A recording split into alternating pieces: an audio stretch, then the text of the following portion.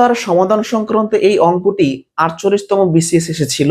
প্রত্যেকটা বিসিএস এখান থেকে প্রশ্ন হয়। আজকে আমরা বেসিক সমাধানটা দেখব। তো এই অসমতাটা আমাদের সমাধান করতে বলছে। তো অসমতা সমাধান করার কিছু নিয়ম কানুন আছে। আমরা দেখতে পাচ্ছি এখানে একটা মডুলাস দেওয়া আছে। তো এই অসমতাটা ভাঙার নিয়মটা আসলে কি?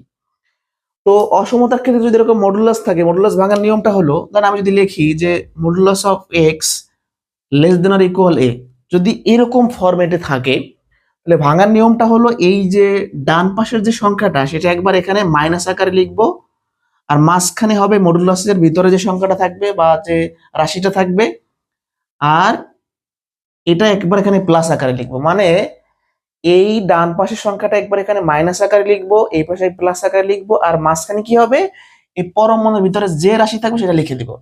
তো আমরা এই নিয়মে যদি এটা সমাধান করি তাহলে কি হয় দেখেন, আমাদের কি দেওয়া আছে 3x - 4 পরমাণু of 3x - 4 less than or equal 2।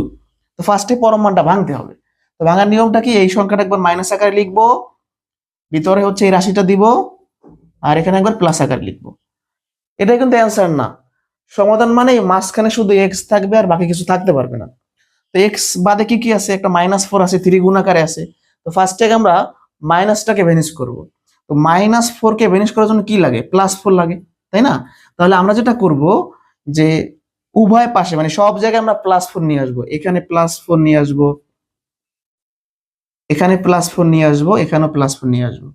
দেখেন আমরা এই জায়গায় +4 নিয়ে আসছি, এখানেও নিয়ে আসছি, এখানেও নিয়ে আসছি, একই সংখ্যা নেওয়া যায় সব জায়গায়। তাহলে এখানে কত থাকতেছে, এখানে থাকতেছে 2, এখানে থাকতেছে কত, এটা কাটা যায়, থাকে 3x, এখানে থাকে 6। মূলত আমরা এই -4টাকে ভ্যানিশ করার জন্য সব জায়গায় +4 নিয়ে আসছিলাম। এখন আর কি আছে, আর 3 বা কি আছে, এখন এই 3টা গুণ আকারে আছে। তাহলে আমরা যদি 3টাকে ভ্যানিশ করতে চাই তাহলে 3 দ্বারা ভাগ করতে হবে। তাহলে সব জায়গায় ভাগ করবো আমরা, শুধু এখানে তো আর ভাগ করা যাবে না, সব জায়গায় ভাগ করতে হবে। তাহলে 3 দ্বারা এখানেও ভাগ হবে, 3 দ্বারা এখানেও ভাগ হবে, 3 দ্বারা এখানেও ভাগ হবে। তাহলে লিখতে পারেন 3 দ্বারা ভাগ করে পাই। তাহলে এখানে থাকতেছে 2/3, আর এখানে 3 কাটা x less than or equal 2। তাহলে আমাদের অ্যান্সার হচ্ছে এইটা। এটা অপশনে আছে কোথায়, ক নম্বর অপশনে।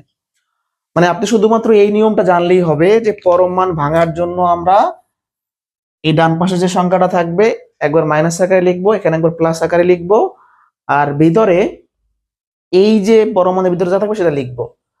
আর একটা কথা মনে রাখতে হবে যে পরমাণের থেকে সমাধান মানে হচ্ছে ভিতরে শুধু এক্স রাখবো আর বাকি কিছু থাকবে না, মানে সমাধান মানে মাঝখানে এক্স থাকবে।